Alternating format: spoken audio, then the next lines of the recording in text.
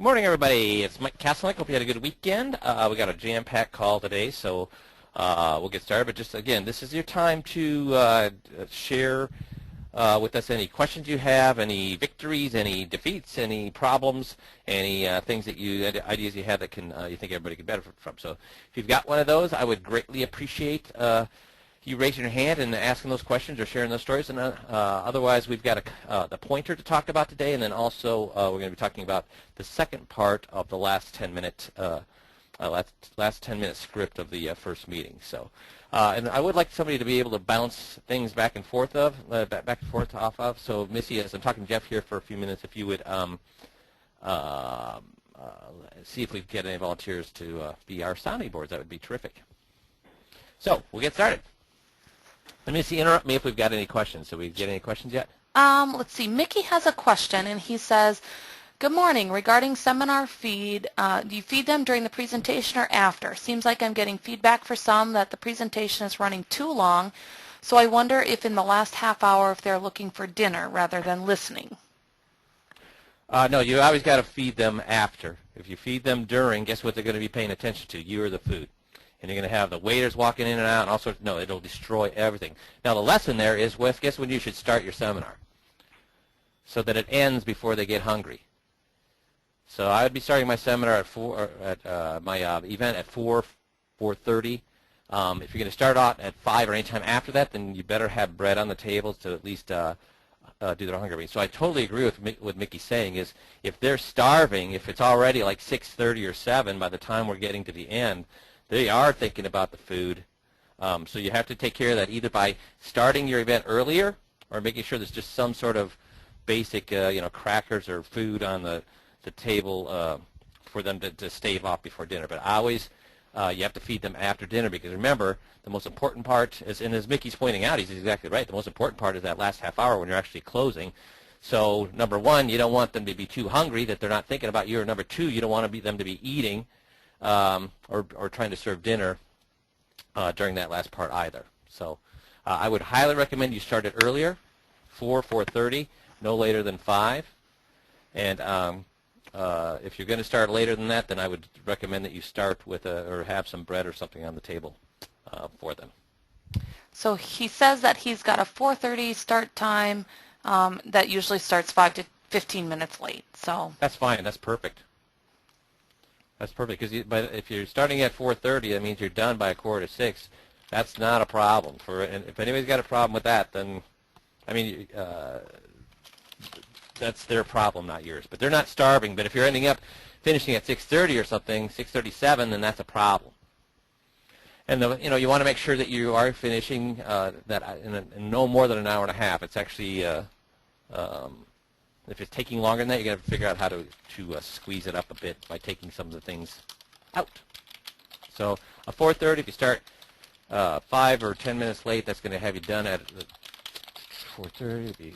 Of course, about 5:45, so that's fine. That's perfect.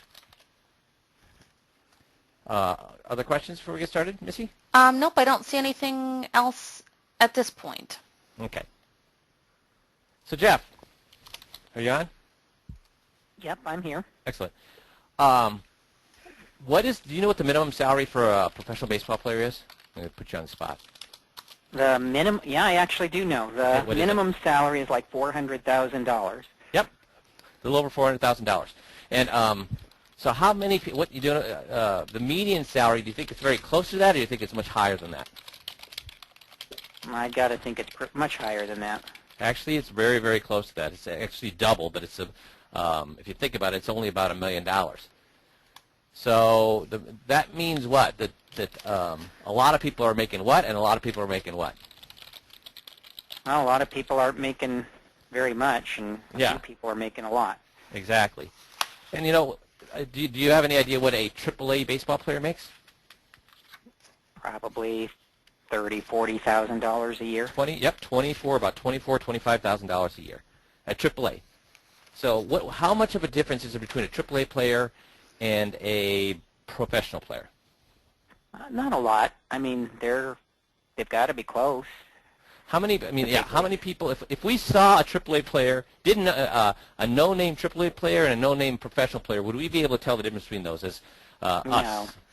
Because basically their skills are how much better is a pro player than with the exception of that one guy in a million that throws a 100-mile-an-hour fastball or whatever. But what's the level difference between a AAA and a professional baseball player? It's small. I mean, like really small or kind of small? I think it's pretty small. Yeah, it's way, way small.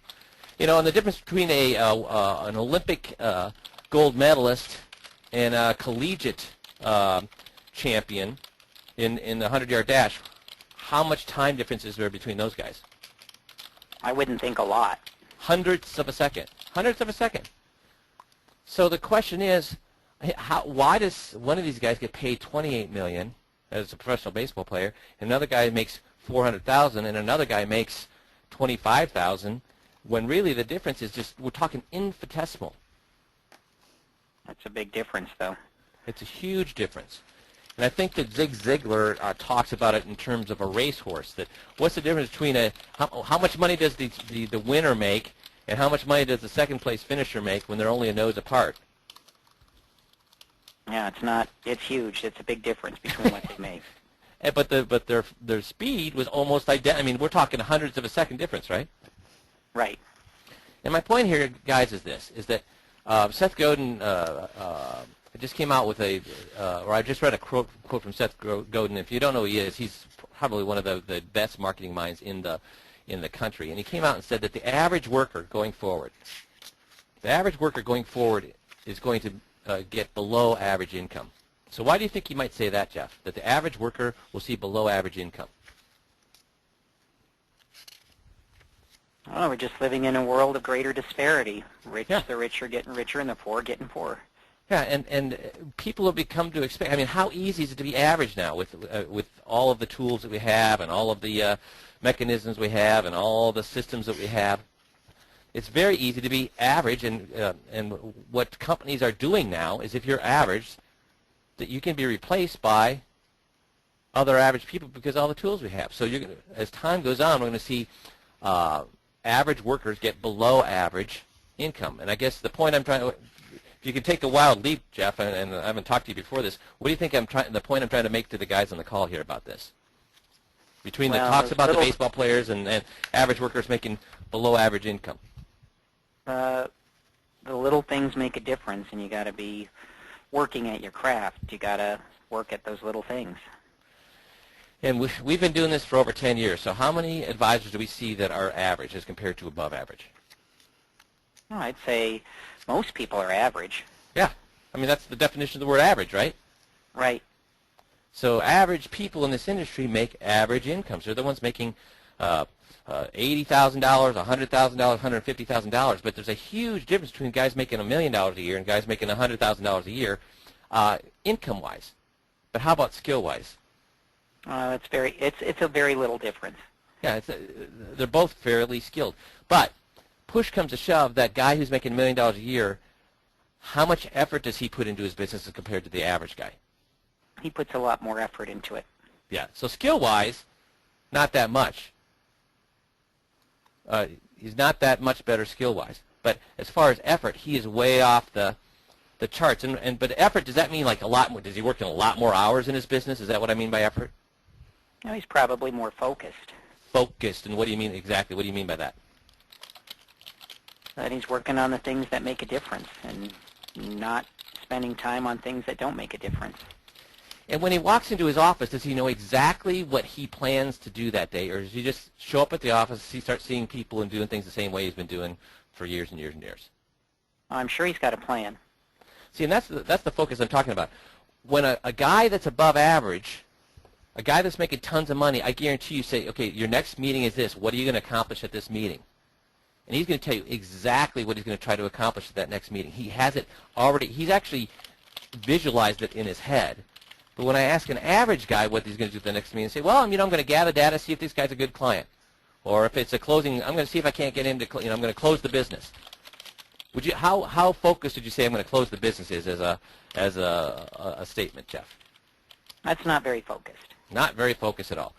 So, guys, That's what we're doing with the 5Q system, is we're giving you things to focus on, to really buckle down on, so that you know what you're trying to accomplish at, not just at every meeting, but almost every minute of every meeting. If you know what you're trying to accomplish at every meeting, that's when you start making the big bucks. When you start knowing what you're supposed to be accomplishing at every minute of a meeting, that's when you can make $1 million a year. And it's not because you're smarter. It's not because you're faster or stronger. It's because you know what you're trying to accomplish. And if you know what you're trying to accomplish, it's going to be a lot easier than if you just sail through. So on Friday we had a live training, and we had 7 guys come back to the live training. We spent all day going through the entire system. And I was wondering, Missy, do we have anybody that said that went to that training that said they would kind of give some feedback on how it went for them and what the advantages they achieved at that meeting, and the things that they thought went well there? Yeah, actually, I did get a yes from Rick and Steve are willing to talk. And Marion, I just unmuted your phone line too, because I just saw your phone line come in. So if you're willing to chime in, that'd be great too. Thanks. So Rick, what did you get out of the training on Friday? Are you there, Rick? Oh. Rick. How about Marion? Marion, are you there? Yes, I am. Super. What did you get out of the training, Marion? I really liked the second meeting that you went over some things that I was unclear on. That's all you got out of that whole 8 hours? Well, you said what I got out of it. Well, here's what I want you to do. I want you to give a commercial to why people should come to that training. Okay. It was very well run. Things went incredibly smooth, and it didn't seem like a 8-hour meeting. I'm typically not able to sit still that long, but you guys had fresh material and kept it moving, so we didn't get bogged down anywhere. Okay. And did we get Rick? Thank you, Marion. Did we get Rick back or Steve yet, Missy? Hey, I'm here. Yep, Can you hear Steve's me? there. Ah, super. Yes, Steve. Can you hear me? I can. As I told everybody in the meeting on Friday, I'm a newbie, so much of the information that I've gathered up to this point has been through the website and through these conference calls. But I think the big value, because it's a tremendous amount of information for me, but the big value that I got, because this, we had conversations that you might have at the water cooler, and it was kind of connecting the dots between the number of meetings, behaviorally, and expectations in these meetings, and it really kind of pulled everything together. It's still fairly overwhelming to me, but it absolutely was a tremendous meeting. Well, let me ask you a question as to what I was just speaking about. Did you get a clearer picture of what you were focusing on at every single meeting, what you're supposed to be doing with every single meeting? Yes, absolutely. I mean, that's what I wanted you guys to get. To hear what you were supposed to be accomplishing at the first meeting, what you're supposed to be accomplishing at the second meeting. Did you get a clear picture of that? Yes, absolutely. Even yeah, go ahead. Well, it was like a very clear message. Yes. So when we were even looking at just say the first meeting and we were going through those scripts, how many points or focuses did we have on even just one little 5-minute script in that first meeting? Oh, many points. And the overall goal is, we're gonna accept this client, and we're gonna put the thoughts in their head that they're gonna accept us. I mean, so it's real clear on the expectations out of the first meeting. It may be a little bit frustrating because it seems to be, there's a number of meetings that they kind of take you to the very end, but I see the value in first step, then second step, then third step. And what was our point that if you instead just walk into the first meeting and think, geez, what I need to do is see if I can't get these people to become a client, is that a good thing or a bad thing to come in thinking? It's a bad thing. Yeah. Well, Because first of all, yes. they minimally know you at that point. Well, my point there is this: if that's what you're focusing on, if you're a quarterback, and on the football field, and your focus is I got to win this game, got to win this game, got to win this game, got to win this game, what's going to happen? You're going to win the game? Yeah. What's going to happen when you take the hike? You're going to drop the ball. You're going to drop the ball. So when you're on the field, what should you be thinking about? I'm going to win the game, or should you be thinking exactly what's happening right now? Well, you should be focusing on your execution. Right, because if you're thinking about winning the game, like you said, you're going to fumble that ball, right? When you're behind, if you're the quarterback, what should you be thinking when you're standing behind that center? Grab the snap, execute Yes. the play. Execute the play. Grab the snap, execute the play. That's as far forward as you want to be thinking about is that play. And over and over and over on Friday, we had people asking questions like, what if, what if, what if, what if, and what I keep saying, what are we talking about right now? Because if you start thinking what's going to happen in the future, what's going to happen in the future, what are you going to do with this client? Well, you're going to drop the ball. You're going to miss one of the steps, and it's going to come back to haunt you. Yep. You know, we talked a little bit about I think the case in California where a guy sold a product, and now he's going to jail, and you know, that's kind of maybe an extreme circumstance, but he didn't execute on a process. Yes. So when you're even at the first meeting, there's several steps, and there's like 7 or 8 steps, and each of those 7 or 8 steps have 2 or 3 steps inside of them. That the only thing we're concentrating is on what we're supposed to be doing in that next minute or two, not what we're supposed to be doing 10 minutes in the future, not what we're supposed to be doing at the end of the meeting, and certainly not thinking about we need to get this sale. Because if you start thinking about a sale, I need a sale, I need a sale, I need a sale, you make all sorts of what? Mistakes. So that's the kind of, and guys, when we have our next training, I would highly recommend, if you have not been out, to please come out. Do you have a better picture now, Steve, of how things fit together than when you just look on the site and you see all these scripts? Oh, absolutely. Yeah. Yes. Yeah, I mean, that's the values you see. Oh, now, and how many, and I don't know about you, Steve, because you're newer in the system, but some of these guys were talking about were saying, geez, I couldn't figure out why these scripts were as long as they were, why you were doing all these things in the scripts, and it just became clear the psychology. I mean, how much time do we spend on the psychology, Steve, of all the things that we did? Truthfully, I think 100%. Yeah. Because, I mean, that's why we do what we do. That's why the scripts are set up the way they are, is because it's the psychology of how you communicate to a client. So I appreciate you sharing that, Steve and Marion, and then we'll go ahead and get started. And Steve, do you want to be my sounding board for the rest of the call? Would that be okay? Sure. Super. Okay, so we'll go ahead. Any questions, comments? Nope, that's everything so far. Okay, super. Did somebody really ask about serving alcohol after the presentation? I'm he hoping doing it that's as a, I'm hoping that's a joke. Maybe Yeah, it's to warm the people up. I don't know. Yeah, if you're going to serve alcohol, do it beforehand. So, just kidding. Don't serve alcohol at any of these meetings. So, we're going to talk about the 5Q system makes you above average. That's what we were talking about here just in the beginning of this call. So, what we want to talk about today is fair versus unfair. That's the second portion of the 10-minute last portion of the script. So, if we look at that, we're going to get up here. So, we talked last week about loyalty versus unconditional love. And today we're going to talk about fair versus unfair, which is going to set up the little secret close. So again, we don't want to be acting like an expert here, or we're not going to offer a second opinion. So why won't we do that, Steve? Why don't we just say at the end of the meeting, say, hey, would you like me to take a look at your situation, do a second opinion, we can come back and I can share with you the things that I found? Why do we not do that? Well, we're at risk that information disclosed here, they essentially just take it and do whatever they want to with it, and they may not be committed to you. And why would they, I mean, what's the easiest thing for them to do with that information? Go to their broker, their current broker. So, and do people want to do the easiest way or the hardest way? Easiest. But what if we're a really, really big expert and we show them lots and lots of great things and show them how lousy their investments are and show them how much smarter we are than their guy? That'll make them leave, right?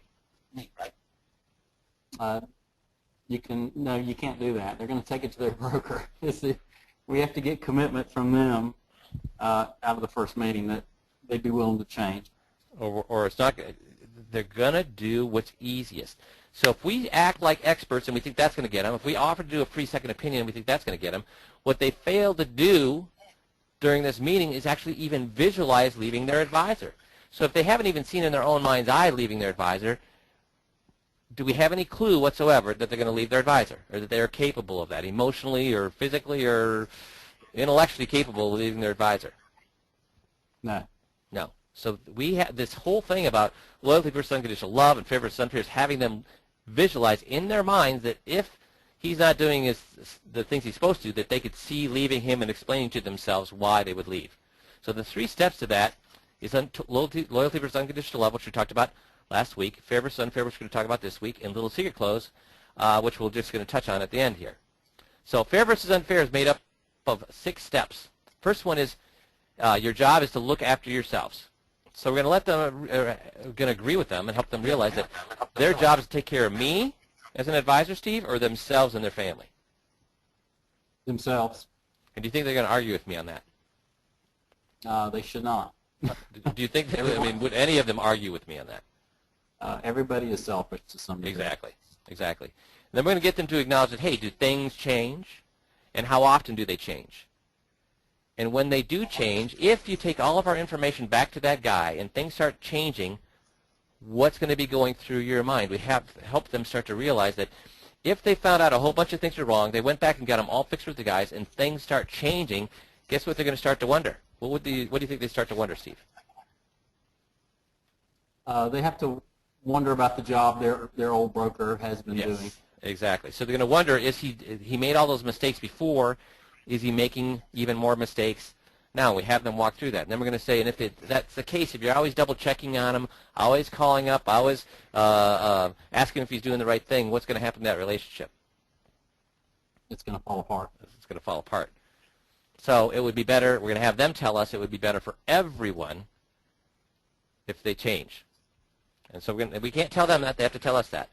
So the first thing, and I should have done this to begin with. Guys, if you can go to the website and get to the fair versus unfair script, that would be terrific, because we're going to be walking right through that script. Okay? So I'll give you like 1 minute to do that. So go to the website, go to the agreement meeting, go to the unfair script, unfair versus fair script, and at least open it up. You don't have to download it. Just open it up so you can look at what we're talking about. So, Jeff, you have anything to add while we're waiting for them to do that? Well, it's important. You do have to get them to visualize leaving their current advisor. Without that, you have no chance of getting them as a client. A lot of times what we like to do is we like to get them to picture leaving their current advisor after they see the problems, after we show them some solutions. But like we talked about on Friday with the people at the live training, that's a bad time to try and have that conversation then, because you've got a lot of time and energy invested in it, and now they've got a lot on the line. It's not a no strings attached kind of conversation. They know you have a motive. They know you have certain expectations. That makes them uncomfortable and nervous if you're going to put them on the spot like that now, and it's not going to go well. The best time to have this conversation is before everybody has or anybody has anything on the line. When they can give you that freely and not feel pressured and not feel manipulated, that's the time to have that conversation, and that's at the beginning, not at the end. A lot of times we like to have it at the end. That's a bad, bad place to try and have this kind of conversation because it's going to sound manipulative. Exactly. That's exactly right, Jeff. Thanks. So last week we ended up with the loyalty versus unconditional love, and we basically said, now if we brought you these solutions and ideas, who would you do that with? And they'd say, well, we do it with you because, and we'd say, wow, why would you do it with us? And they'd say, well, because you're the one that brought us those ideas. And at that point, we're going to say, roll into this fair versus unfair. We're going to say, oh, well, thanks for, I appreciate that, but I don't want you to be worried about me. I don't even want you to be worried about your other advisor. I mean, who is it your job to be worried about? And guess what they always say? Themselves. So who do you really want to make sure is taken care of, Steve? You're the client. Who do you really want to make sure is taken care of? Myself and my money. I mean, shouldn't you? I mean, it's your job to make sure that I put bread on my table and your advisor puts bread on their table, or you want to make sure who's taken care of? Me. Exactly. And in some ways, wouldn't it just be easier, though, just to take the things that we would show you back to your current advisor? I mean, you already know him, right? Yes. You're comfortable with him. You've been with him a long time. And, now I know you wouldn't do this, But let's just say, that for argument's sake, that you did take my ideas back to them, because you don't really want to care who fixes these things as long as they get what? As long as I'm taken care of. Yeah. So you really don't care who fixes these as long as they get what? Fixed, right? Right. Yeah. So, I mean, you could take these ideas back to him, explain to him the things that we learned and what fixes there were, and he could fix the things with your help, and then they'd be fixed, right? Yes. So everything's taken care of, right, if that's the case? Yes. And you're taken care of, right, because any problems that we have happened to find and any things we have found to improve your situation, they're all in place now, right? Yes, they are. So you're taken care of, right? Yeah. And that's who you're responsible for, or is it me or the other guy? That's who I'm responsible for. So, guys, what am I doing here? What am I doing here? I'm making the point that what? The point that's going on in their head, which is, as long as I get this fixed, do I really care who does it? I mean, if my car's broken on the side of the road, Steve, do I really care who fixes that? Absolutely not. All I want is it what? Fixed. Fixed. And that's the way they're thinking. But I have to start to walk them through, in their own minds, what would happen if we did that. So I said, but Steve, can I ask you a question? Sure. Do things ever change? Yes. Do tax laws change? Yes. Interest rates? Yes. Economy, markets, do those things change? Absolutely. And how often do they change? Randomly. I mean, how often? Very frequently. Very frequently. Yeah, I mean, less often or more often now than they used to? Much more often. Yeah. I mean, they could change quarterly. Tax laws seem to change every year. I mean, so again, I know you wouldn't do this, but you could, at least in theory, take all the fixes and solutions, if I did find any of those, back to your current guy, right? Yes. Now, again, I don't know if we're going to find any of these things. All we're talking is theoretically here. I mean, if everything's great, you're going to do what? You're going to move from your guy or stay with your guy? Stay. Stay. I mean, that only makes sense, as we talked about earlier, right? Yeah. But if we did find things to change, I mean, you could take it back to that other advisor. And with your help, because you'd have to inform him all of these things, right? Because if he knew what to do right now, he'd be doing in what? He'd be doing the very things that he should be doing. He should be doing. But if we did find some things with your help, because you go back and say, well, I need to get this done, this done, this done. I mean, those things he could fix those things for you, right? I would hope so. Yeah. But when things start to change, whether it's tax laws or interest rates, whether it's the markets go up or down, or the economy starts changing. I mean, when things start to change, and we said that's going to happen a lot or not very often. Very often. And when they start to change, what do you start to wonder? Because things were fixed for the current circumstances, because you take the answers back to them, you in place it. But when circumstances start to change, what do you start to wonder? What's right around the corner? What else is going to change?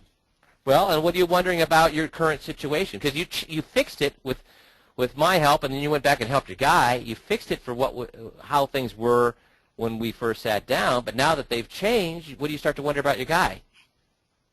Will he be abreast of future changes? Right. You're wondering that. You're wondering, boy, I wonder if he's fixing these things for the market change. I wonder if he's doing the things he needs to for the interest rate changes. I mean, is there a chance you might start to pick up the phone and call to see if things are okay? He might, but he doesn't call No, me would at you? all. Would you call him and say, hey, things have changed. Are we still doing okay? Yeah, Remember- I might. Well, and why might you? Because what did we find out? In theory, what did we find out? All those things were wrong. And then Yeah. you helped them fix all those things. But now things have changed. What do you start to wonder about him? Because remember, you'd been working with him for a long time, and then we found out all these things had changed, and you were all out of whack, and we found all these things wrong. And Not then really. you fixed them with him. You fixed them with them. But now things have changed again. What do you start to wonder about him? Well, I gave him the direction for our changes, and I had to be proactive on that with your help, and I really kind of question if he is going to be proactive going forward, because he hadn't really shown me that. Exactly, and now when things start to change and change and change, are you going to be calling more often or less often to make sure he's being proactive? I'll have to stay on him, absolutely. Yeah. More often.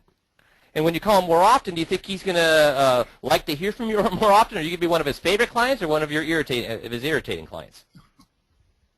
Probably one of the more irritating clients. Right. I mean, if you're calling them yeah, if you're calling always to question to see if go ahead.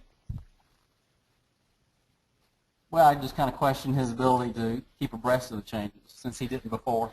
Right. So you're going to call him more often, make sure he is. I mean, you're just being nice, though, right? You didn't leave him. You're being nice. You just want to make sure we don't get into trouble again. Because, I mean, whose head is it going to be if you miss something, a tax law or a market change, and you're not prepared? Is it his head, or will it essentially be your head and your finances that get hurt? It's my portfolio that'll be hurt. Yeah. Yeah, so you want to make sure that's taken care of. So you'd be calling him more often, but is he going to be looking at you as his favorite client, or, oh, God, Steve's calling again? I will not be his favorite client. No. And the more you call him, the more what's going to happen. He's just going to get irritated with me. And then you start to get irritated thinking, hey, the only reason I'm doing this is because he was doing his job before or wasn't doing his job before? Wasn't doing his job. So when he gets a little bit more irritated, what are you going to get? Much more irritated. And then he's going to get what? He'll be irritated also. So what's happening now to our relationship? Well, it's really just breaking apart. It's breaking apart. So now he's irritated with you, you're irritated with him, and the relationship's breaking apart. I mean, it's going downhill. And here's the thing. At this point in your life, do you really want more or any bad relationships, especially when it comes to your money? Absolutely, and I don't have time from a money standpoint to make a lot of mistakes. No, you don't, do you? And you really don't have time to be worried about that kind of stuff either, do you? What do you want to be doing right now in your retirement? Enjoying it. Yeah. So like we said, I mean, you could take the fixes and solutions back to him, but if things change and you start to ask questions, what's going to eventually happen to the relationship? It's going to go downhill. Downhill. And is that really fair to you? No, it's not fair to anybody. No. To be in a bad relationship with the person who handles all your money, it's not fair to anybody, right? And it's like you said, I mean, so like I mentioned earlier, it may turn out that there aren't any problems. And if there's no problems, you should what? Stay with it. I mean, that's what you should. Everything is fine. You should just stay with them. But if things were needed to be addressed, and who would you address them with? Well, it's not fair for me to take your changes back to my advisor and really kind of sever that relationship. I think it's probably a lot more appropriate. If he's not doing the job that he needs to be doing for me, is I need to work with you. Yeah, and I mean, if push comes to shove, though, at this point, should you be thinking of me? No, I'm thinking about me. Yes, it's not. Is it about me? Is it about your advisor? No, you just pointed out it's about who? Me. Yeah. So why would it make more sense or be unfair to yourself to take it back to your present advisor instead of myself? It ends up being a much more kind of adversarial relationship, me taking your information back to him, when in fact he may or may not want it. And my primary goal is to be proactive on the changes and better my portfolio. So guys, now what has Steve just told me? What has he just told me? He's told me that he'll leave his guy because it's unfair to himself, but am I going to stop there? I said, no, great, that's really all I asked. I mean, so I would suggest at this point we go ahead, make copies of all the things you bought today, or brought in today, and that way we can fade in the background for a week to 10 days. I'll really spend some time digging deep into your situation, and a lot more than I was able to do today. And we'll walk out to the front, schedule time for another meeting. I always say that the purpose of that meeting is to lay the facts out on the table, let the truth rise to the surface, and then we'll look for more detail in everything that is going on right now. And then if you're happy with things, now again, if we look at all those things and everything rises to the surface and everything's copacetic and everything's exactly how you want it, you should do what? Stay with my advisor. Yeah, and if there's only minor changes, a little change here, a little change there, it's going to just make your situation a little bit better. What should you still do? I don't know. It just depends on the severity of it. Yeah, that's right. This depends, because if it's little things, it's not really worth the hassle to leave, is it? You should just, little things, go back to your guy and fix them, right? Yes, but I like what you're saying. Yeah, and the bigger the things, the bigger the chance you should what? Leaving. Exactly. And then what we'll do is we'll look at the options, and if we find options that make sense and meet all your parameters, and you're comfortable with them, then what are you going to do? You'll be my advisor. Yes. And so here's a little secret. Okay, so guys, what have I just done with Steve at this point? So remember, I've already done loyalty versus unconditional love, and what did I want him to do? What was my focus with the loyalty versus unconditional love, Steve? Do you remember? What was my point? What was my focus during that part of the script, the one that we did last week? With loyalty versus unconditional love, I wanted him to do what? I wanted him to explain something to me. What did I want him to explain to me, black and white, backwards and forwards? Well, there's relationships you need to be loyal to, and there's relationships that you can be unconditional with, which is like your children. But from a loyalty standpoint, it's give and take. And if my advisor is not giving me the things that I need, I really need to kind of question why he's my advisor. Yes, so that was the first part, the loyalty versus unconditional love, and then you're right. Then when we get to unconditional love, say, do you unconditionally love your guy? Then I want you to start explaining to me, oh, no, I don't unconditionally love my guy. I mean, if he's not doing this, I wanted you to actually start to explain to me what it would take for you to start leaving your guy. So now, and that was about a 4 or 5 minute script. Now we go into the fair versus unfair, which you did today, and what was the focus of this? What did I want you to tell me here?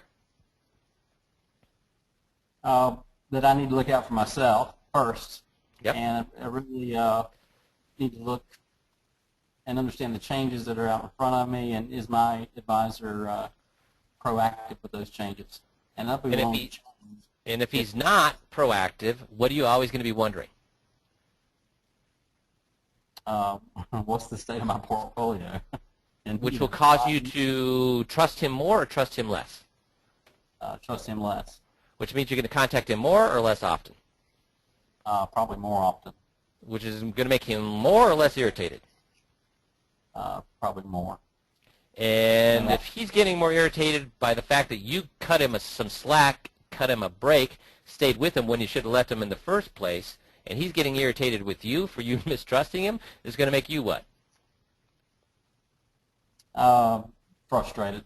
Frustrated, which is going to make him even more what? He'll be frustrated also. And we've got a downward spiraling what? Relationship. And so then we walk through, is this a point in your life you want another bad relationship, especially when it has to do with money? No, that's one of the more important things that I have, and I have to take care of my money and my retirement, and I want a advisor that will be proactive and take care of me. So if everything's okay, you're going to do what? I'm going to leave my advisor. No, if everything's okay, you're going to do what? If everything's working out all right, I'll stay with it. But if things are not okay, not little things, but big things, you're going to do what? I'm going to come with you. And why? Because I believe you'll take care of me. Yeah, but you know what? Up to this point, you believe the other guy. I mean, what we have to talk about is fairness. And at this point, do you really care about me? Do you really care about your current advisor? Who do you really care about? No, I care about me, and I care about my portfolio. I mean, that's I want a wonderful relationship with my advisor, but the bottom line is I care about me and my portfolio, and how we're proactively managing it. And if you've gotten into a situation where we have found, again, everything's great, you're going to stay with him, but if we find some major things have changed and you stay with him and you start to distrust him and he gets irritated with you and you get frustrated, I mean, isn't that even fair to him if that's the kind of relationship that you have with him? No, not really, and that's not a relationship that I would want. No. And as we talked about earlier and started this whole conversation with, as you said, if you took all my information back to him, would that be fair to me? Absolutely not. But when push comes to shove, do you need to worry about what's fair to me and what's fair to your advisor, or who do you need to worry about what's unfair? I'm going to take care of me, and I want to be fair to everyone. Yep, but most importantly, you want to be fair to, because you have a responsibility, not for him, not for me, but for who? Me. Yep. So if we found that things were, not little things, but big things were problematic, and you've been missing out on lots of tax savings because it was overlooked, or that there was things out of whack that could hurt your family or things like that, then you would do what? I would leave my advisor. And you would go with who? You, Mike. Yeah. So guys, I just went through the whole thing again much quicker, and you don't want to do it quicker, but I'm just kind of giving you a review. Look at this, though. Now he spent 4 or 5 minutes telling me that he didn't unconditionally love this guy. He spent 4 or 5 minutes telling me that if I found major things, he was going to move to me, not because it would be right for me, because you guys, they don't care. They don't care if it's unfair to us. If they take our information and walk out our door with it, they'll feel guilty for how long do you think, Steve? About a second. About a second. From the time they cross that threshold, the guilt is now gone because they're taking care of themselves. But that's why we spend so much time making sure they realize that yes, we understand you're taking care of yourselves. But let's look at what taking care of yourselves means, and that means not taking my stuff back to the other guy.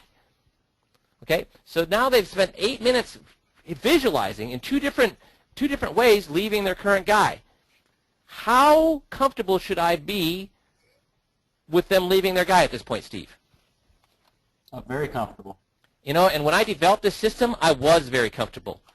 But I found that they still would waffle on me. They would still weasel out at the end.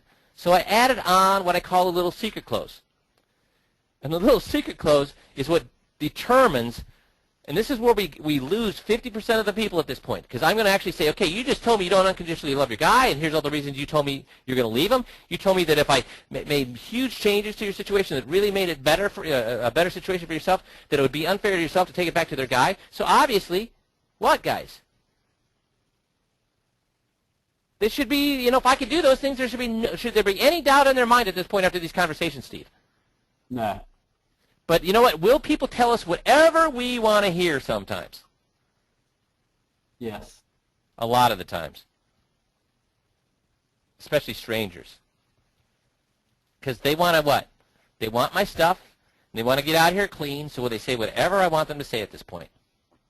Yes, and they'll take the easy route. They'll take the easy route, you're right. So they'll take my stuff, and they'll have all sorts of rationalizations why they didn't really say what they said. So guess what I'm not going to allow to happen? That. So what am I going to do? I'm going to have them take the oath. Okay? Because when you have them take the oath, guess what? That's going to really put the pedal to the metal. Is going to really make them think about what just occurred, and they're either going to balk or they're going to move forward. So what I'm going to do with the little secret close, and here's the thing, I will not, Jeff, Jeff, you still there? Yep, I'm here. How uncomfortable is the little secret close for our guys to do? It's really uncomfortable for them to do. And why? Well, because they're just not accustomed to it. It's not something they've done in the past. It's something that takes them getting used to. It takes some practice. Well, and they're really afraid of what? And we talked about this, guys, at the beginning, and I've touched on it. We got to focus on what our job is. And at the first meeting, guys, is our job to get the sale. No, it is not to get the sale. But guys think that if I do the little secret close when I haven't lifted a finger, I haven't shown them anything, I haven't shown them what's wrong, I haven't shown them all the great things I can do, I haven't shown them how smart I am, if I ask this question, they might do what, Jeff? They might leave. They might decide not to work with you. But is that our job? Is our job to make a sale at the first meeting? No. Well, what's our job at the first meeting? To get them to picture leaving their guy, to tell us we're an expert, and to picture leaving. And if they can't, we don't want them. So they've pictured it twice, but now I've got to say, did you really picture this? So, Steve, I'm going to say, so, you know, I appreciate that, Steve. Now, and if I can, I'm going to share a little secret with you. Okay. You see all the pictures around my office here? That's my wife, Michelle, and that's my son, Devin and Alec, and I spend all my off time with them. I love spending time with my family. We snowboard. We spend a ton of time at the lake. I skateboard with them. I mean, that's where I spend all my time is with them. And the reason I tell you that is this, is that based on the things that you want to do, you know, do some Social Security planning, do some income planning, see if you can reduce your risk, talked about some of those other things. I mean, based on all the things that you want to do, here's the thing. If I couldn't make big changes for the better of your situation, if I not little ones, but if I couldn't make really significant changes to put you in a much better situation, I wouldn't go to a second meeting, because I got to be honest with you, Steve, I don't need any more practice. I mean, I do probably 10 of these plans every week or every 2 weeks, so I don't need any more practice. So if I wasn't 110, 150% convinced that I couldn't put you in a much better situation than you are right now with some of the things that we talked about, I wouldn't take it on to a second meeting. And based on what we've agreed on here over the last 10 minutes or so, and based on the fact that I know what I can do and can't do, and I can put you in a much better situation, my little secret for you is that you're going to become a client of mine. And based on how we've interacted the last hour, I look forward to that. And you know I do too. Great. So here's the thing. You will get people that was, Jeff, will people be that easy sometimes? Yeah, some people will be that easy. Yep, some people will be, but that's some people will be that easy. 50% of the people are going to do this. Oh, wait, no, I don't know. I don't see, I guess we'll see what you come up with. And is that what I want to hear, Jeff? No. What are they telling me there? That I'm not sure I'm going to work with you. I haven't decided that yet. Yeah. We'll see what you come up with means, hey, I'm looking for free what? Information. Have they committed to me there? No, not at all. So half of those people are going to weasel out in some way, shape, or form, are going to argue, well, Jeff, you told me you would do that. So what about, no, what do we do then? We say, you know what? And we have a way to escort them out, but we're not going to move forward. But the other half, some of them are going to be nice, like Steve says, I look forward to that too. But a lot of them are going to say this. They're going to say, well, if you can do those things, I mean, if it is a significant change, and then what do I say to that? I say, yeah, only if, because if you're, and I just repeat right back to them, if your current situation is great, you should do what, Steve? I should stay with my advisor. Yeah, it's only if we find significant changes that you should do what? Leave. Leave. So when I show you those significant changes, you would what? I would come on board. Yeah. So let's do this. Let's go to the front desk. We'll get all of your documents copied, and I'm off to the races. But guys, a lot of guys are, because Steve, you haven't been in the industry long, so I mean you've been successful at your previous vocation, but this is new, so I can't really ask you this question. But so Jeff, is this really in their face at the first 60 minutes we've known them, not lifted the finger for them, not shown them anything, not done anything, and we're basically telling them, getting them to tell us they're going to be a client of ours? Is that in your face? How many advisors, when they come on board, how many advisors in the industry have the balls to do that? None, really. None. None. So when they come on board, they think we're what? Crazy. We're too aggressive. We're crazy. And guys, we would be too crazy and too aggressive if we didn't do the unconditional love and the fair versus unfair scripts. And here's the analogy I give is, if I just had 3 dates with the gal, so Steve, I just had 3 dates with the gal, and all of a sudden I think, this is the gal of my dreams. I want to marry her, so I go buy a $10,000 ring, and at my 4th date with her, I get down on my knee and I say, will you marry me? Should I be worried about her answer, Steve?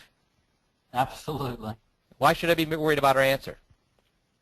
It's only been 3 days. Has there been any inkling? Has she envisioned herself marrying me? You probably don't know that. Yeah, not 3 or 4 dates, right? Probably not. Or she's as wacko as I am, right? Yeah. So I don't know whether she's envisioned leaving me, or leaving me. We're getting a little ahead of the game there. I haven't even envisioned whether she could see marrying me, right? Correct. And with if I don't do the unconditional love and don't do the unfair, will I know whether they've envisioned leaving their guy? No, absolutely not. So if I just say, hey, would you like me to do a free second opinion for you? Would you like me to do a free analysis for you? Would I be sure that they'd marry me at the end? No, because what are they envisioning? If I say, hey, would you just like a free opinion, a free second opinion, a free analysis, what are they envisioning? Well, they're still kind of kicking the tires. They're envisioning, they're getting a free information. That's what they're envisioning.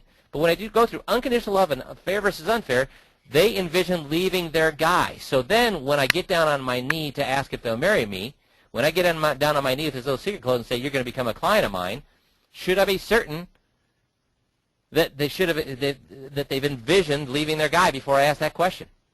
Yes. If I'm not certain of that, should I be a little bit nervous about popping that question? Absolutely. I mean, if I just say, hey, would you like to do a little secret? Would you like me to do a second opinion for you, Steve? Sure. Great. Well, I have a little secret for you. You Okay. can become a client of mine. Okay. Really? Is that what you'd say at that point? Well, I'm the You're the client. I'm the client that's kind of acknowledging what you want to hear. Yeah. So he's going to say, okay, what does that mean, guys? Because he didn't say it in his own words, first of all, did he? So he gave me a true-false answer, and true-false means what? Diddly-do. But how comfortable would that be to just pop that question like that? And that's where the problem comes. If you guys that are afraid to ask that little question, Jeff, are they also afraid to do the unfair versus fair and the unconditional love scripts? Oh yeah, this takes some getting used to. It takes practice. It takes balls. Because the thing is if they're afraid to do those two scripts, obviously they're afraid to do the little secret close. But it comes as a package. The guys that have done the guys that do the unconditional love versus loyalty and the fair versus unfair, they're not afraid to do the little secret close because how convinced are they, Jeff, that they know that the client is envisioned leaving their guy? Oh, they're very convinced. They've already heard him say it 3-4 times. Yes, so they know that they've envisioned it, so they're okay with doing the little secret close. Now again, half the people are going to weasel out, but they're not going to spit in your eye. They say things like, well, we'll see what you have. We'll see what you're going to do. They don't get angry when you ask that because they know they've already said that, hey, and I would say more than 4 or 5 times, I'd say a gazillion times that they're going to leave their guy. So that when you pop the little secret close, they don't get mad at you. They just say, oh my gosh, I see where he's going here. I don't want to give it to him. So they give some sort of vague language. They've just told you they're not moving forward. But the other ones have said, well, you know what, he's right. I got to look out for number one, which is me. And if my guy's doing his job, I'm going to stay with him. But if he's not doing his job, I'm not loyal to that guy. I'm not unconditionally in love with the guy, and it's only fair to me. If he's not doing his job, I'm not going to stay with him. That's crazy. I'm going to move. That's the kind of conversation I want going on in their head. Yeah, if he's doing his job, I'm staying with him. But if he's not, I'm leaving. No ifs, ands, or buts. I want them to be envisioning that in their heads before they leave. And that little secret close was my way of validating, or that, yes, I've got somebody who has actually envisioned that, is okay with it.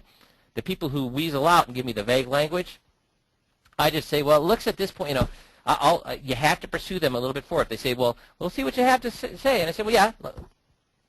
Once you see what we have, though, and it puts you in a much better position, what would you do then? I'm going to throw it right back at them. And they still weasel. And I say, at this point, it doesn't sound like you're ready to make any changes. Let's do this. Let's send you home. You can think about things. If you decide you want to move forward, you give me a call. And you just kick them out. Like that. Not mean, just, hey, you give them out. No, which is, hey, you can leave here, go home, think about it, and give me a call back if you want to move forward. That's not mean. Is that being mean, Steve? No, it's been fair. But is that, why would I not want to take that person through in the hopes that maybe I could convince them that I'm smarter, that I'm prettier, that I'm funnier than their current guy? It's a waste of your time. It's a waste of my time. It's a waste of the positive energy I have. It's a waste of my assistant's time. It's a waste of everything. So I send them home, put them on the epidemic marketing drip, and wait for their guy to make a mistake. So then they call me up, and that's when they're going to be motivated to move forward. And it's about 50-50. Jeff, in 10 years, guys in California, guys in New York, guys in Florida, guys in Minnesota, guys in Kansas, is it 50-50 right down the middle there on this first meetings, wherever they are in the country? Yeah, that's just how it works out. Ends up being about half and half. Half will not give you the commitment, and half will give you the commitment. And you only want to work with the half to give you commitment, and you'll close 90% of them if you do the number 2 meeting right, which is to get them to say in their own words why they don't trust their guy anymore, because he has a motive to actually put them in a worse position. If you do that, you'll close 90% of those people. So thanks, Steve, for that. So any questions, Missy, on this? I just had one comment that as you were going through the fair versus unfair, the conversation seems very repetitive and uncomfortable. Jeff, is it going to be uncomfortable? Yeah, it's going to be a little uncomfortable. It's going to be a little uncomfortable. That's a fact. And why is it going to be uncomfortable? Well, because you're asking them to leave their current advisor. You're asking them to make a commitment to you that if you do the things you say you can do, and if it turns out they're the way that they're messed up, that they're making a decision. And anytime you have to make a decision and commit to a decision, no matter what it is, it's a little bit uncomfortable.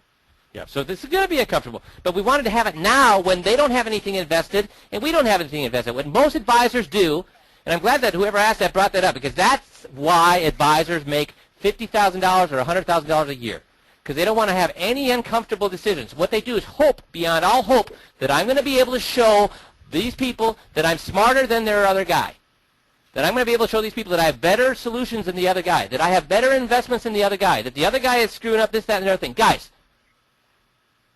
if you love your wife and you love your mistress, what are you going to do?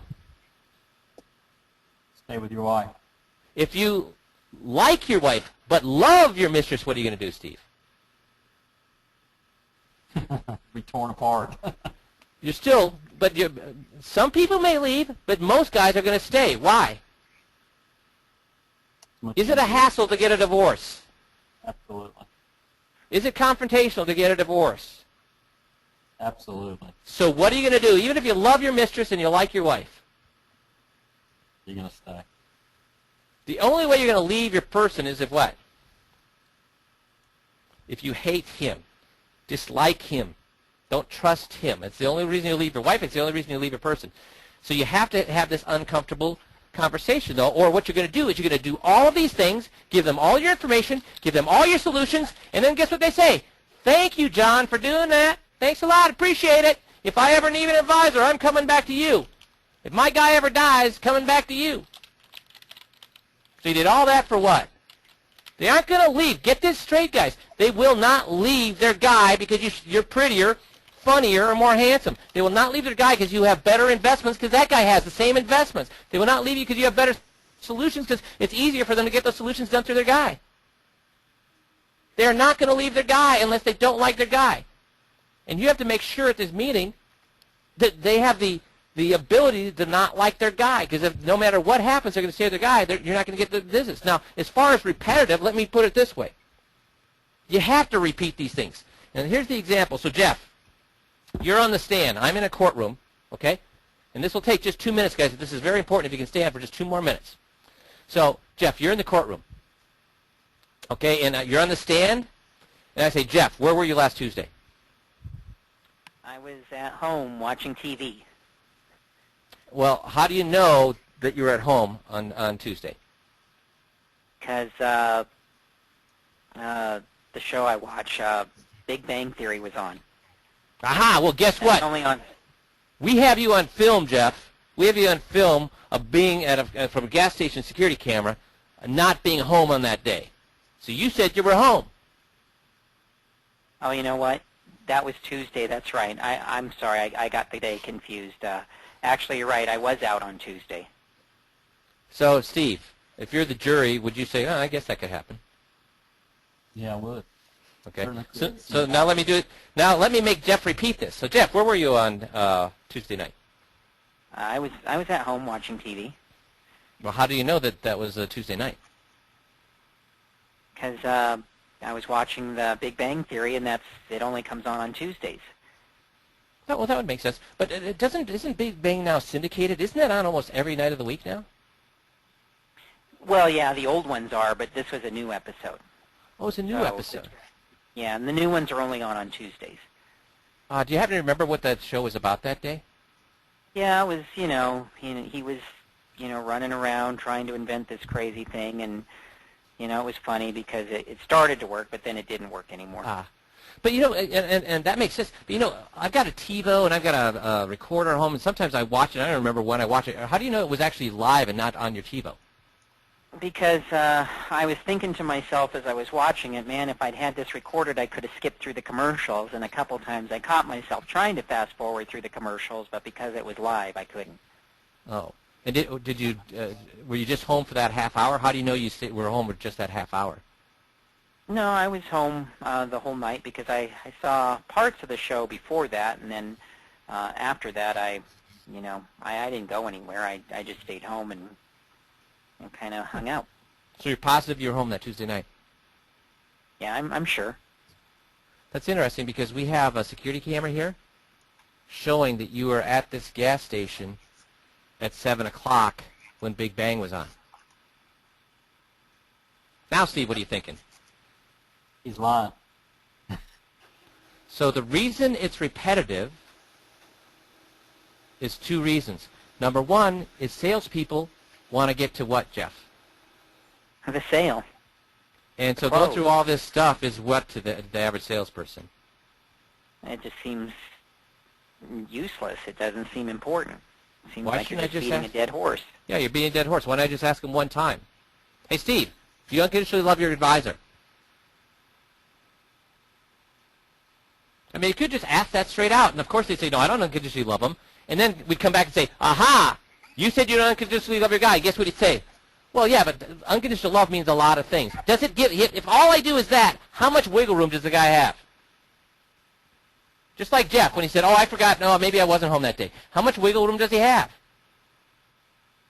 Tons. Do I want these people to have any wiggle room, or do I want them to have envisioned leaving their guy? If I say, do you unconditionally love your guy, Steve, and you say no, does that mean you've envisioned leaving him? Or were you just giving me a pat answer? No, I need to believe that I can leave my guy. And the only way I know you believe, you know what? I said in church the Our Father one time, and I've never said it again for the rest of my life, because, you know, you only have to say it one time, right? And then you believe it, right? What do we say? For those of you that are Christian, what do you say every single Sunday? Why? That seems a bit repetitive for every single week for my entire life, doesn't it, Steve? Yes. Well, if it's repetitive, why do they have us do it? To make sure we what? It's reinforcement. Reinforcement. Reinforcement and make sure we believe it. So guess why I have them tell me this over and over and over again? And Jeff, this is so repetitive and it's beating the dead horse so often that it doesn't work at all, correct? In the last 10 years, it hasn't worked at all. No, it works all the time. So it's a good question, but do you now understand the answer? But the real answer is what? Does it work or does it not work? And guess what? We've got 50,000 meetings recorded that say it does work perfectly. And it works because of that, is they can't back out.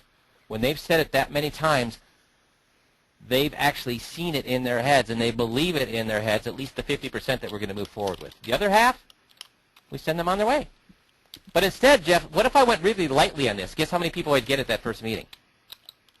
Not very many. He might get Oh, one. no. If I did it lightly, if I said, hey, I mean, do you unconditionally love the guy? And they said no, and say, hey, would it be fair to take this up back to them? And they say no. And I say, great, we'll see you next meeting. How many people would move forward? No, no one would move over. Now, everybody would move forward because there's no commitment. Well, no one would work with you. No one would end up they go working with forward, me. Yeah.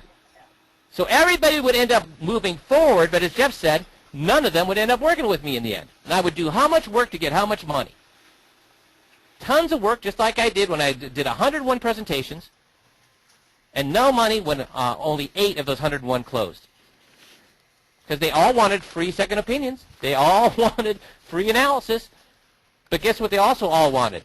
To do things the easy way, which is to do what? Stay with their guy. And believe me, they thought I was brilliant. They loved my plans. They thought they were great. They said that if they ever left their guy, they would come to me. But what's the key phrase there? If they ever left their guy. So guess why I designed this whole system with the repetitive questions. It is not repetitive to them. Because guys, think about this. When your kids learn long division, do they show that to them one time and then say, okay, we know long division. Okay, next week we're going to cover calculus. And then they show them calculus once. Okay, next week we're going to cover nuclear physics the next week. How long does it take, Steve? Steve, do you have any kids? 2. 2. How long does it take for them to learn long division? Mindless repetition. Mindless repetition for months. For months. Why do they do that? Shouldn't they just show them how to do it once and then, hey, because Steve, think about this. Isn't long division pretty easy? I mean, if I gave you a long division problem, could you do it? I can do it, yeah. Yeah, how quickly? I'm rusty, but I can get it done. A few minutes. Pretty simple, isn't it? So why did they spend months teaching your kid that? To reinforce it. So this stuff Makes to us sense. seems simple. This stuff to us seems simple. But if you don't reinforce it, you got nothing. You got nothing. So that was a long answer to a short question, but it's a question we get quite often, so I want you guys to understand that's the reason you do these things. It's not beating a dead horse. The client never thinks, God, he's beating a dead horse. All they're thinking, oh, he's explaining things really, really well. And that's what we want. And guys, that's the importance of coming out to the training where you learn this kind of stuff over a whole day instead of over just once a 1 hour call with a 5-minute answer to a question. So thanks. Any other questions, Missy, before we let everybody go? I can't hear you. Can you hear me now? Yes. The person that asked this actually has already left, so I don't know if it's worthwhile. But should you expect them to commit to change after just meeting you and don't know why changes you suggest? Jesus criminy! What has this whole call been about, guys? Jeff, should we expect that? That they would change? The question No. is, really, should we expect that they'll, here's the question. Should you expect them to commit to change after just a meeting when you don't have done any of the changes, they don't know any of the changes you suggest and how it will benefit them? They will commit to leaving their guy if those things turn out to be true, yes. Yes, they do commit to that if you follow the script. So what that question is somebody who's a weenie, who's afraid of losing what at the first 60 minutes, guys? What is this guy afraid of, Steve?